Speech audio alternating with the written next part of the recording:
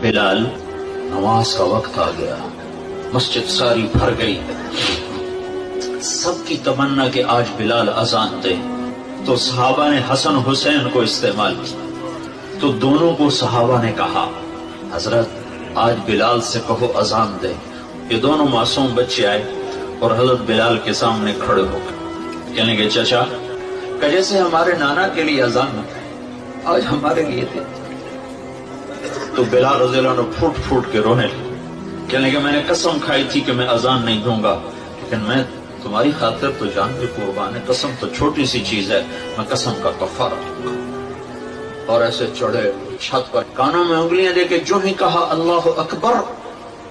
تو سارے مدینے میں کوہرام مچ گیا، یوں لگا جیسے دور نبوت لوٹ کے واپس آ گیا۔